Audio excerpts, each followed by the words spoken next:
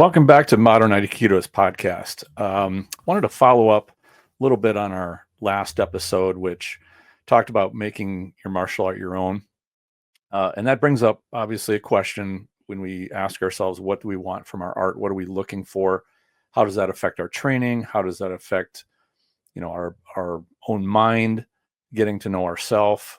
Being as you guys know, a big Sun Tzu fan, and when he talks about know your enemy and know yourself. You need not fear the outcome of 100 battles.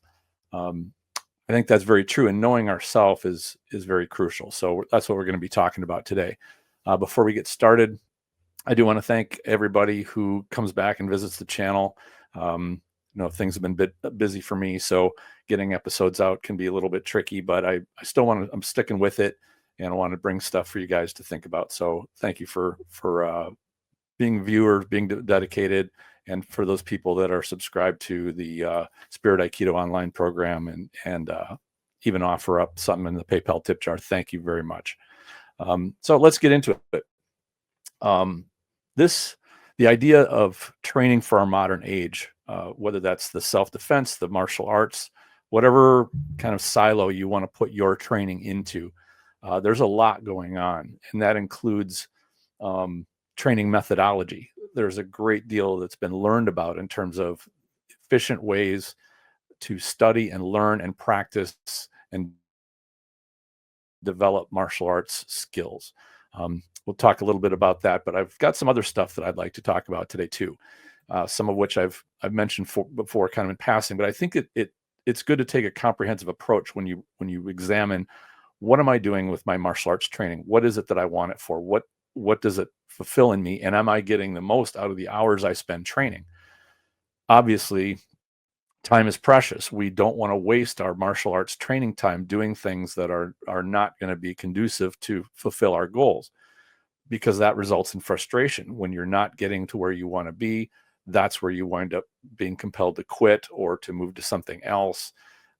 Those people that have been truly satisfied with their martial arts training, their training methods, their training time is dedicated to getting them to their goals, and they're happy with that, which I think is why martial arts training is so spiritual for so many people. It fills something inside them that is exactly what they want to see filled. And oftentimes it fills things that they didn't know they wanted to see filled within them. Personal growth. A lot of times it's learning to have the confidence to take control of your life in many other ways, not just in physical conflict. And this is where I think Aikido, sort of the study of it, does so very well at teaching us alternative ways of confronting conflict, disputes, without just using raw force or power to solve those disputes or problems. And for that reason, I think that Aikido, or any art that looks at this, and Aikido is not the only one. In fact, I would argue that at the very highest levels, almost every martial art looks at dispute resolution the very same way. They look at it with maturity, with I call elegance. Why use force when you don't need to? This is just a tenet of strategy. Again, Sun Tzu would say, I think the finest victory is the one that you don't even need to fight a battle to win. You want to avoid fighting. You just want to prevail. You want to survive. You want to prosper. You want to flourish. You don't want to have conflict and dispute in your life. You want it to be peaceful.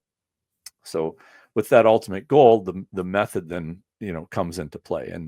And so I think that the Aikido approach, because it tends to really go after that, not just in terms of the ultimate goal, but also the method is how can we have an elegant solution to our conflict that does not require using force, or at least unnecessary force, or an inappropriate level of force. And I think this is where the separation comes from military-oriented martial arts. And I'm not bagging on any of them, because for what they're designed for, in a extraordinarily high violent type situation where it's life on life and somebody is going to end up dead. You have to have a level of physical ability to survive that. There's no question. And that may even happen to somebody in the civilian realm. But turning yourself into a damage machine just as your default, because that is what your martial art is tuned for, in my opinion, is not a good fit for civilians to try to solve their physical conflict issues. I think Aikido is a very good fit for that, mentality wise. And I will say too that times are like they always do. Times always shift and change. They evolve. The environment. If you look at your martial art like like military tools, hardware, tactics, all of those things are adapted to what the current time and environment is. The weapons used in a desert warfare situation are tuned differently to ones that are used in a jungle environment. Same thing with a military environment versus a civilian environment.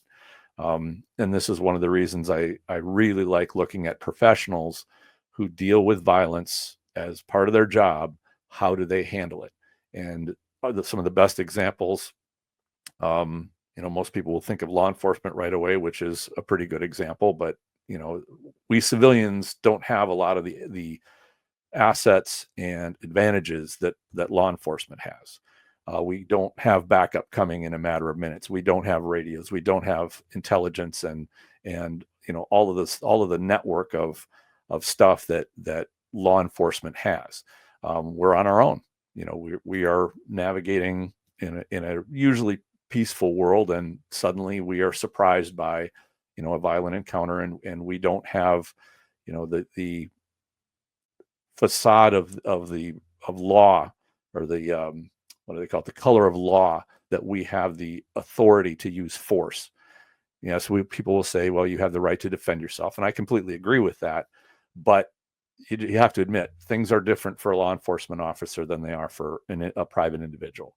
The private individual has to go much, much farther to justify their use of force to defend themselves, and are usually looked at in a much different light than professionals. But that said, I think that the professional bouncers, security people, whether that's bodyguards, things like that, I think they are the closest fit to what most civilians should be thinking about in terms of rules of engagement. And for the reason that their job is to protect, their job is to dampen the conflict and keep damage from spreading. They want to protect, in the case of a bouncer, for example, they're there to protect the bar, the business. They're there to protect the customers. They're there to provide a good environment for people to have fun and basically, buy their drinks, buy their food, enjoy themselves, have a good time. I mean, that's pretty much what we as individuals want to do. We want to be in a safe place. We want to see that our family's protected, and we want to have an enjoyable experience. We are not there to dominate. We are not there to, control a perimeter and eliminate all threats, immediately. It's just a little different. So it's that sort of thing that we want to look at. Now, a lot of us, most people live in a fairly peaceful neighborhood or environment. They go to work. There's not fist fights and attacks and assaults around every corner. Certainly there are some places in the country and in the world where the environments are very dangerous and there is violence almost around every corner. But if we look at things like statistics, for example, which are always very skewed, but there are some, if you look at just broad trends, you can look at things like some of the best crime statistics come out of the FBI crime statistics in the United States. And even those are faulty, and I'll get into that in a second. Even when you look at that, it appears that violent crime is diminishing, like it's becoming less common. Now, is that accurate? We contrast that with seeing news stories about, assaults that happen on subway trains or on buses or in, place in shopping malls and in restaurants. You can see videos of brawls and riots and fights going on, in everyday locations that people go into. But although those are anecdotal, what is the trend? In the end, does it really matter? Because you might encounter be that 1 in 1,000 chance where you are suddenly faced with you're in a violent situation. Maybe you come into seeing one person being attacked by another person. Maybe you're the one that's been eyed for an assault or for a mugging or for something of that nature. So because you can't say that the chances of that happening are zero, well, that's if you're going to prepare yourself to defend yourself, then you have to admit you should be prepared to be ready. I've known people personally that are sitting at home in their living room, uh, playing their guitar or having and three guys bust into the house, and they were in a fairly peaceful neighborhood. They've never had any issue. They'd lived there for years, and just suddenly that's what it is. Doesn't matter what the odds were. You're now in a situation. Okay, you have to deal with it. And that can happen at any time. And one of the things about strategy is that surprise is a tremendous advantage. If you can surprise your target, or you can surprise the people around you, if they're shocked or they're surprised, often they will hesitate or even not even take action at all, just because they're in such disbelief of what's going on around them.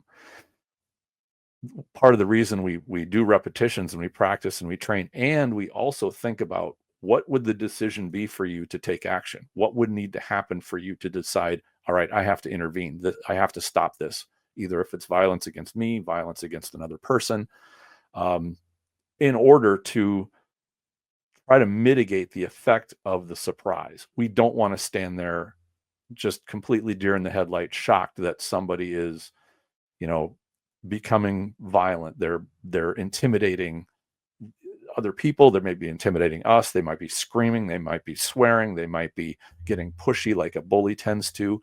All of these things, we want to prepare ourselves so that we can cut that hesitation time down.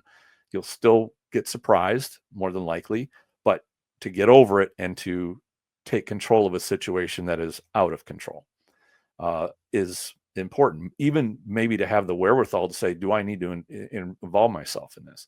Maybe I need to get me and my family out. Maybe there's nothing I can do here. All of these things take some time to process, but you don't have a lot of time. So you can't just be in that surprise state where you just, oh, I can't believe this is happening. I don't know what's going on. You have to say, all right, I have limited information. I need to make a decision. What's the best decision? And let's go. I think, and to get back to the accuracy of the crime reporting, and here's the kind of the issue that I've seen and I have had with crime statistics, and that is that they are reported crime statistics. There are many crimes that are not reported, and that happens for many reasons. For those of you who don't know, I live in the Minneapolis area, and Minneapolis is pretty famous throughout the country and throughout the world for having some pretty good violence problems going on. I don't think you'd say it's like a Detroit kind of a thing, or some of the real heavy areas, but there's a lot of violence that goes on here, and there are a lot of crimes that are not reported. Even the statistics that indicate that carjacking incidents have skyrocketed, there are many that are just not reported.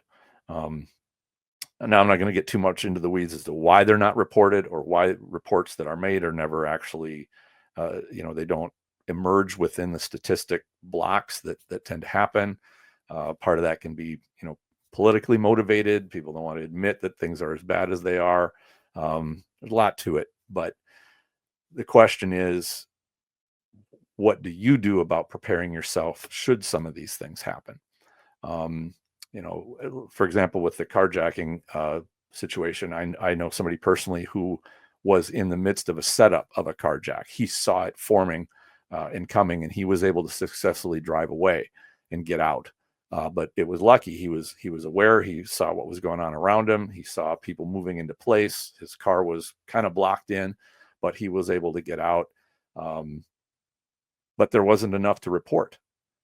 You know, there would have been probably some questioning about, well, did somebody actually touch your car? Did anything actually happen? Was anything stolen? Were you threatened directly? And when you answer no to all those things, it's often brushed off. Like, okay, well, maybe you were just crazy. We're not going to do anything about it. So there's a lot that's going on that affects what we're seeing compared to what we are being told, things like that. But what it comes down to is, what do you do about it? And this can come to what I'd like to call rules of engagement. And that is a military term, which is, what do you do when, fill in the blank. And these are often gone over well in advance. So there is no hesitation when you see a certain thing, what you have to do. In the military, one of the ones that I'd heard about, which is a classic rule of engagement, is you now notice you're in an ambush. Your unit is surrounded. You can't go back the way you came because it's blocked off or it's too dangerous. The rule of engagement there is, you have to punch as quickly as possible. You have to punch out of that kill pocket or that kill zone, because if you stay there and you hesitate, your whole unit's going to get ripped apart. So this is drilled into soldiers, to get them not only the cut down the decision time, but also to build their courage and understanding and commitment to do what they have to do when time is of the essence. So, of course, that's just a simple example. I think for civilian rules of engagement, we would cover things like, well, how belligerent does somebody have to be before you decide that you're going to take control of the physical situation? Do they have to yell at you? Do they have to swear at you? Do they have to threaten you? Do they have to put a finger on you? Do they have to hit you? Do they have to push you? How far would you take it if somebody poked you in the chest and said, I'm going to kick your ass? Would that be enough for you to start to take control of them? Would you wait for a more serious attack? How many times would that happen? If they got up really close to you, would you back off? If they took another step forward, would you back up again? If they did it again, would you do it a third time? Would you do it a fourth time? Would you do it a fifth time? At what point would you decide, all right, this is not going well. I need to take control here. And I merely bring this up not because because I have the magic formula of rules of engagement that everybody should do. These will be specific to you, but you'll have to think about them, because if somebody gets you surprised and you hesitate and you don't have an answer for them, chances are you're going to be stuck in thinking mode when an assailant or a potential assailant sees that. He's going to see, this is my opportunity to lay this guy out. He's deer in the headlights, has no response. And criminals will often, and those who study criminal behavior will call this the interview process, where a bully or an assailant will come up and they'll do a kind of a mental probe, an interview, to see, are you going to deer in the headlights, or are you going to look like you're ready? And oftentimes when you look like you're ready, they will back off, because they don't want to fight. They want a domination. They want an easy pickings. They want easy prey. So the rules of engagement can help you avoid the trap of having that prey behavior. As to what specifically your responses would be. The first one is, when would you take action? Second question is, what would the action be? And of course, you can't just have one, because any approach is going to be different. Is there one person? Is there several people? Is the guy big? Is it, where am I? Do I have my family with me? Do I have, can I get out easily?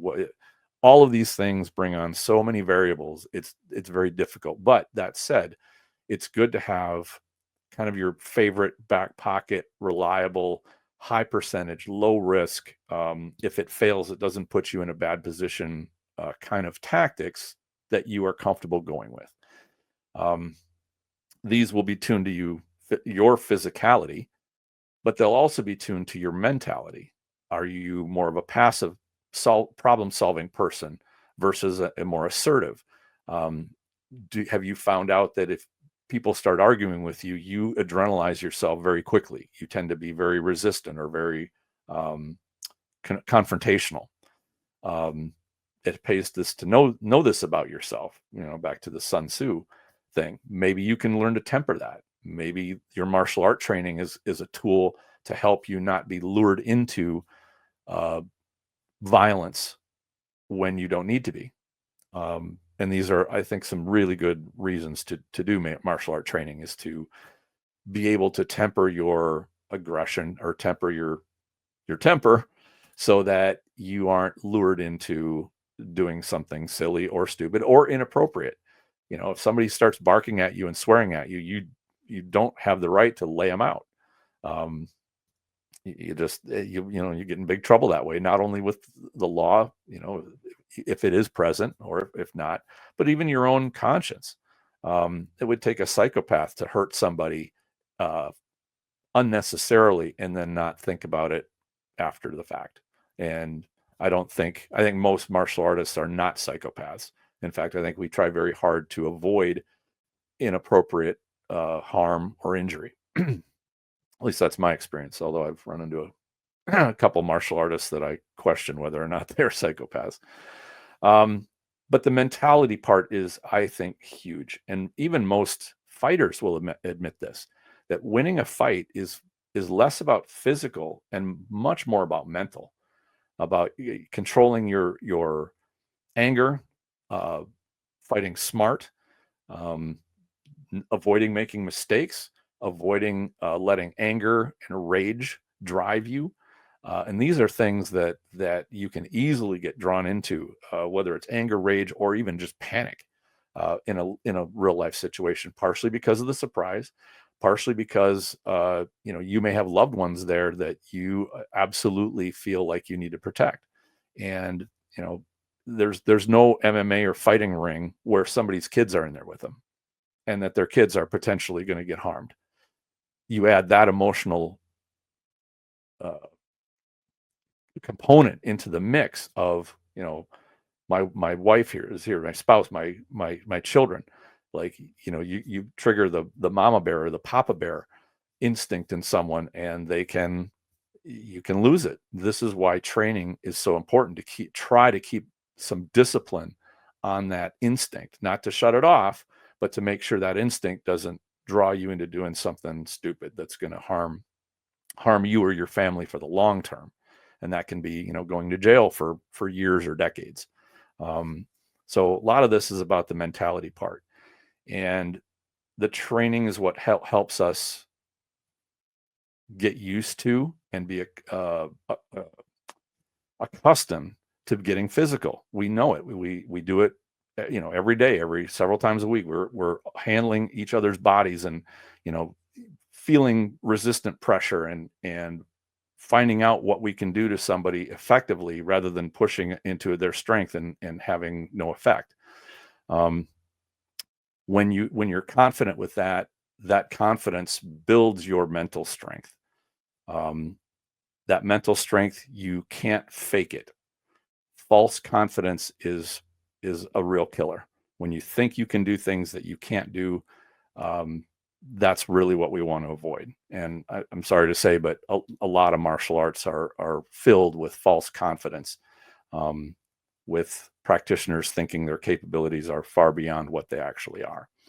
But the real key is to be able to stay calm and think your way out of your problem. And that you might only have a second or two to do it, but to assess, do I really need to be here? Can I get the hell out? If I can't get the hell out, what's the quickest way to control this threat to a point where I can get out and, stay within not doing unnecessary harm to somebody, certainly not to a bystander.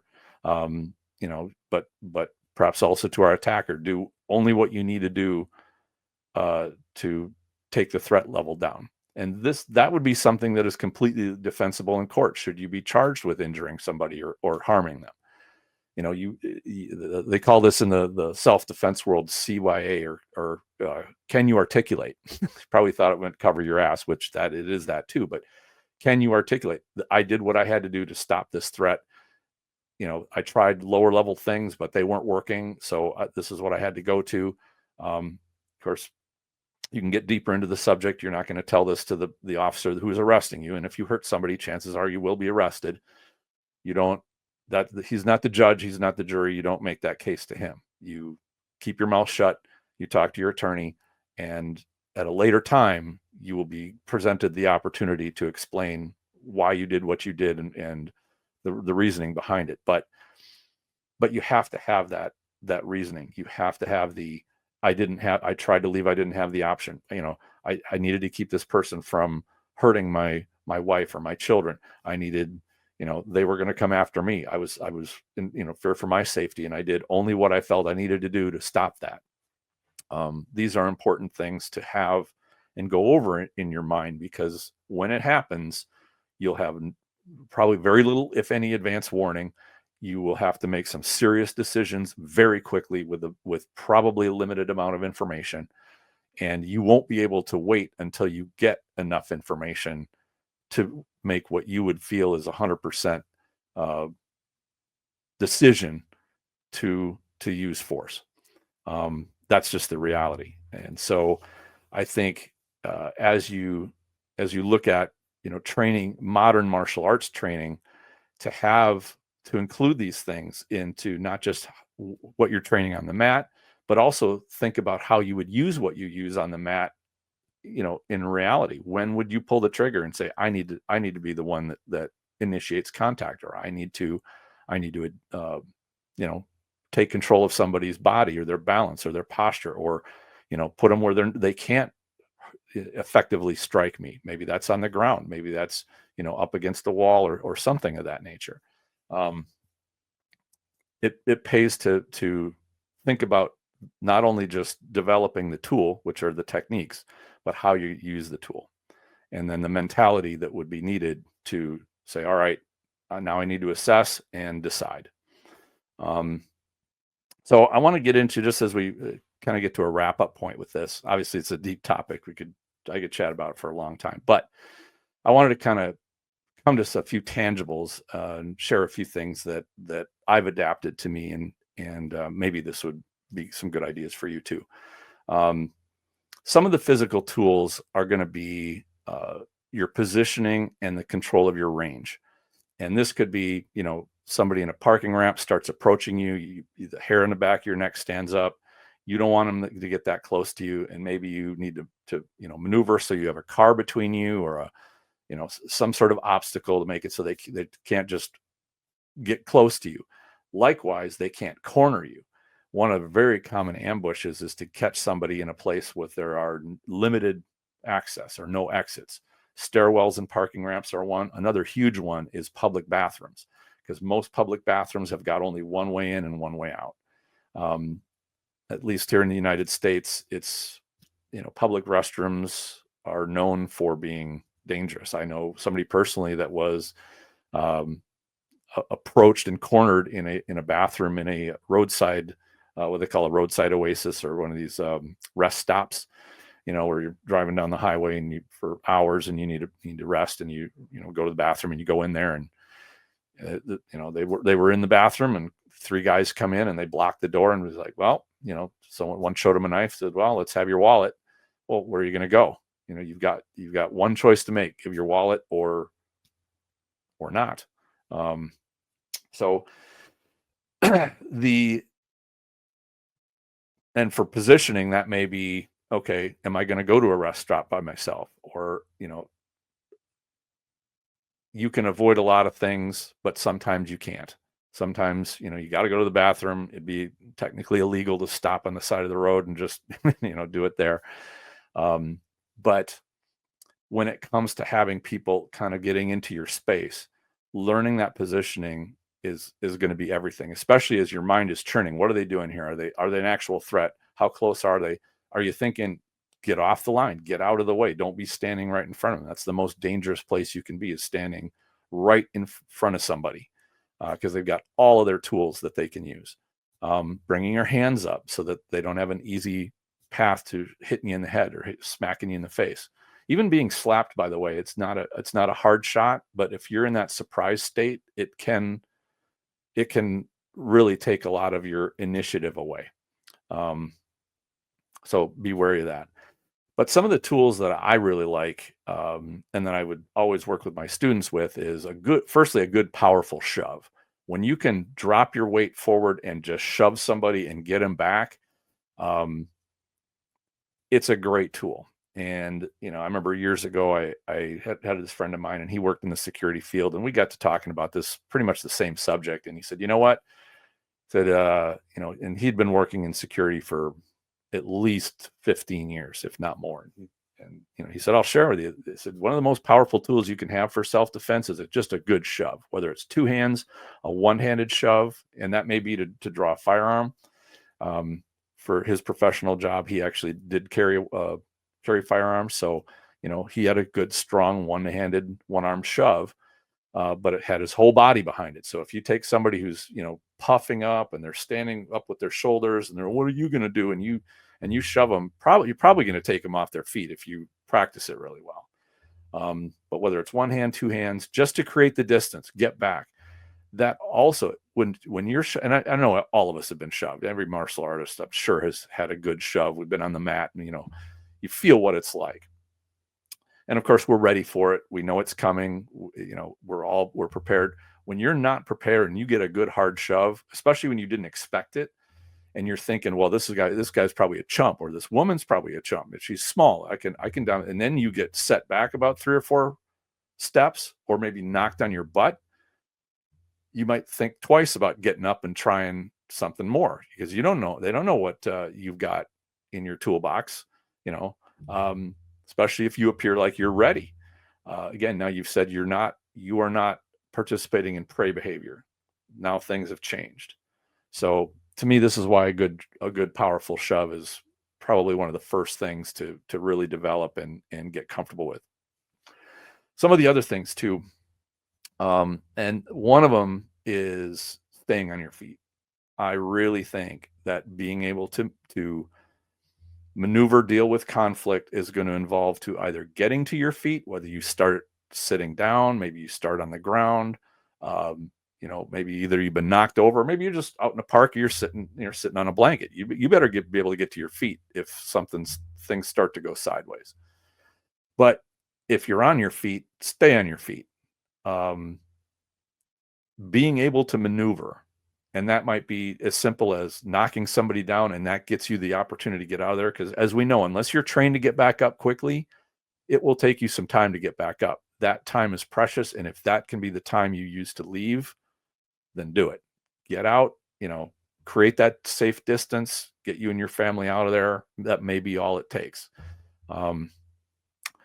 But when it comes to immobilizing somebody, one of my favorites are standing mounts, and these go back as far as Pankration, or some of the ancient Greek, wrestling, grappling arts. They go to medieval martial arts, both in Japan and in Europe.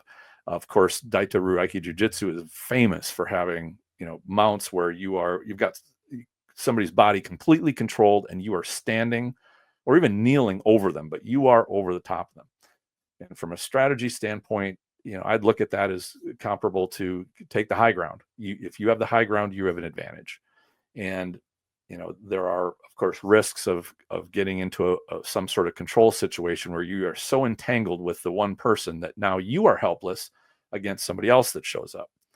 And what I've found in my study of the ancient Greek standing mounts is that most of them can be disengaged very, very quickly. So while you have somebody in a pretty helpless position and you're over the top of them, controlling them, sometimes where you have a whole hand free, or even 2 hands free, which is great. But you can now assess what else is going on. And if things are going badly, you can detach and disengage and leave. You're not there just to get somebody to scream in pain or to rip their shoulder out of the socket or anything like that. So I really like those because staying on your feet means you can use your feet to get out of dodge if you need to. Um, One last thing I'll say about that too is, and this comes to rules of engagement. The idea that run away or you leave. The only problem with that is you have to be able to answer this question before you go. Will I be pursued?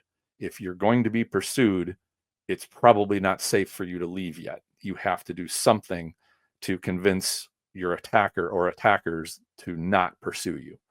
Um, and this is where things can get really dicey. Is you might have to do something that makes them unable to chase you or unable to stand up so that they can chase you.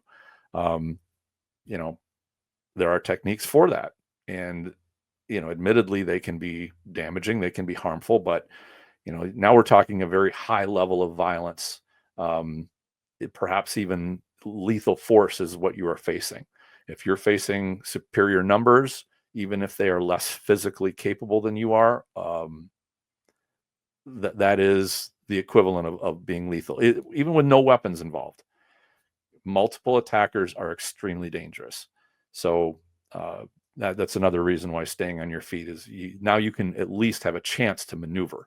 If you're not on your feet, you just won't be. So think about this. If you are dealing with a situation that seems to be going a little sideways, are you going to stay seated or are you going to stand up?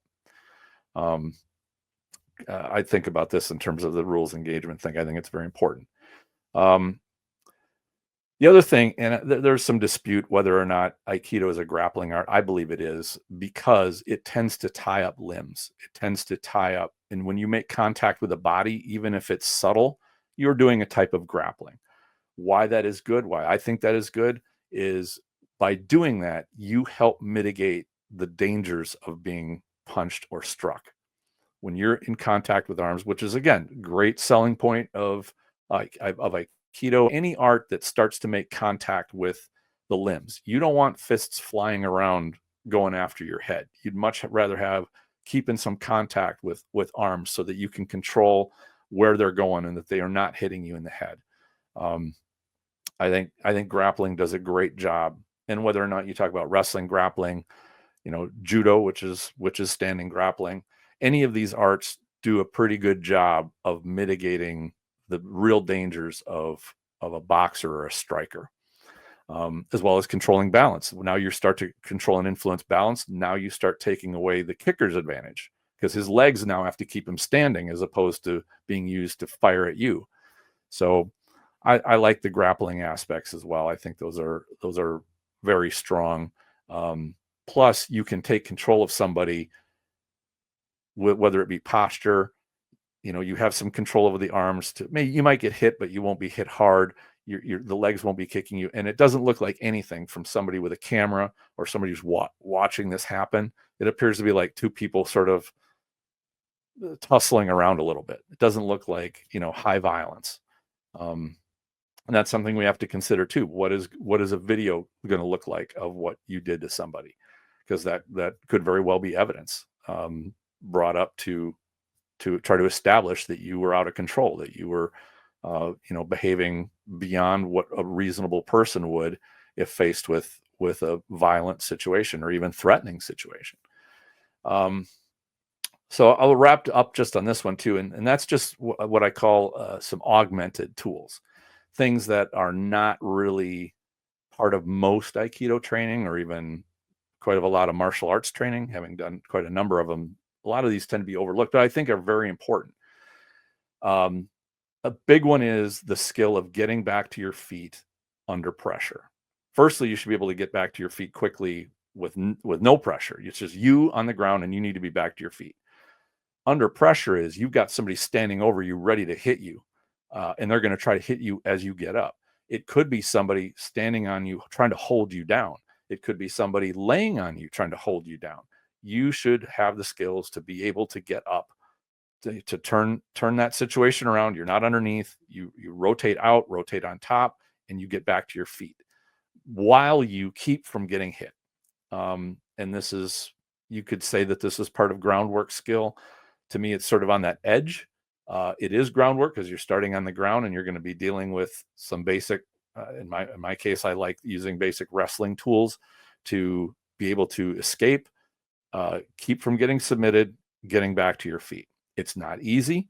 It is physical, but it is a crucial skill. I think it's very important. And in my online program, I cover a number of videos on the fundamental tools that I like to use to teach students how to get back to their feet effectively.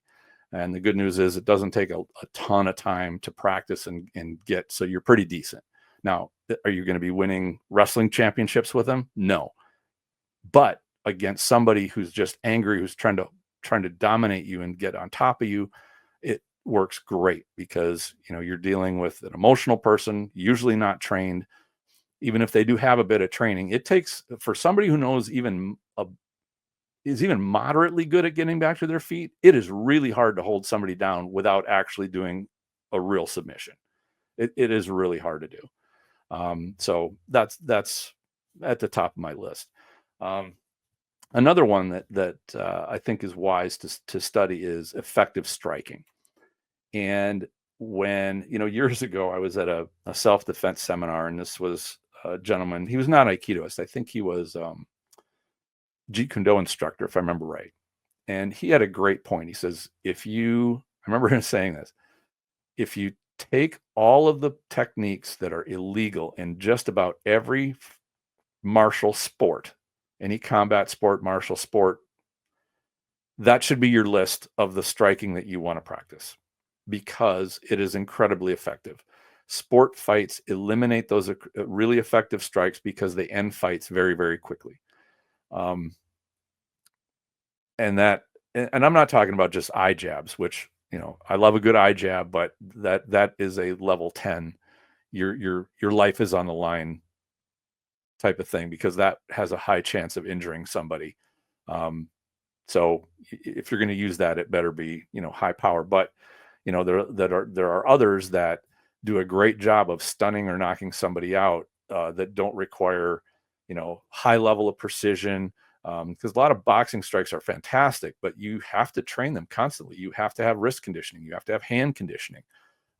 These are skills that take constant training to build and then keep.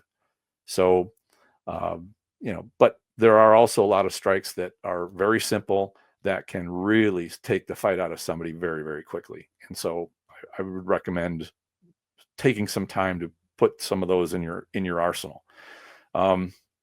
Being able to strike from the ground or be comfortable on the ground. Maybe you're stuck there for a little bit. Maybe you can't get up straight away, but you have to be able to be enough of a threat on the ground to make somebody back off. You need to be able to create that distance.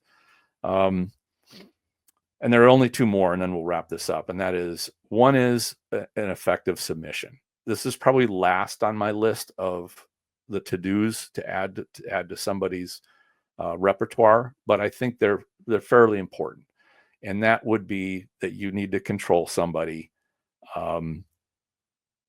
and perhaps put them unconscious. And chokes are right at the top of the list. There are some people that are so either irrational, they're perhaps insane, maybe they're drugged up.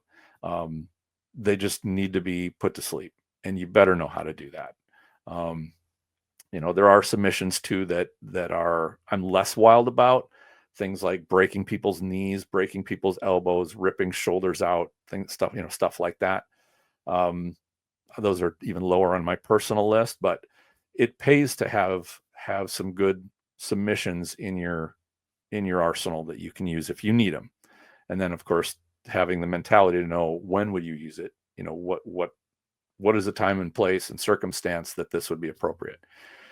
And the last one, and this can be a bit of a big one, is really understanding weapons. And unfortunately, with martial arts, they tend to view weapons as more of a flourish kind of play thing, and they don't treat them seriously. I've been widely known for criticizing how Aikido approaches weapon training. I don't think that's any big secret, but Aikido is not the only martial art that has committed that sin of not taking weapons, especially knives, very seriously, but just understanding what happens when a weapon appears and weapon comes out. And by the way, this can include if you are carrying a knife, if you're carrying some kind of a weapon, and violence starts to come up, you know that this is an armed scenario because you are armed. That knife might come out of your belt, your pocket, whatever it is, and it might end up in the hand of the other person. Same thing for a firearm. For as much as it's got a positive lock holster, it's not 0% chance that other person could wind up with that weapon. It happens that way. To say nothing of the fact that you're not carrying a weapon, somebody else might be. You don't know. It's very common on the in the real world for people who want to go start fights. They will only do it when they have an ace in the hole, or maybe two. That ace in the hole may be friends. That ace in the hole may be a weapon. They might not start with the weapon. They may think, hey, I could probably take this chump without even having to draw my knife or my, sock with a battery in it, or whatever it is that they've got. But if it starts going sideways for them, they may say, I'm done with this. I'm not playing anymore. And now it's time to up the ante. So there's a lot more about weapons than this, but the point is to actually get into studying the realities of weapons, how they're used in the real world, and how to effectively deal with them, and what your rules of engagement are when a weapon comes out. So lot to think about here. I wanted to do this as more of a specific follow-up to the last episode where we talked about making your martial art your own. Really, these are some tangible things of, okay, how do you make your martial art your own from a how would I use this perspective? And for those people who will say, well, I only do martial arts for my own spiritual well-being or for exercise or practice, I get that. But also realize everybody who's studied martial arts in the back of their mind thinks, well, maybe someday I might use this to defend myself. That's just the way martial arts is. It's the way everybody views it. Don't be shy about it. And I grant you, if you're pretty real and say, I would never use anything that I learn on the mat, in real life, maybe that's true. Maybe when you're scared out of your mind, maybe you would. Just something to think about. So hope you enjoyed this episode. Thanks for sticking around. Be looking forward to more. And until we come back for the next one, enjoy your training.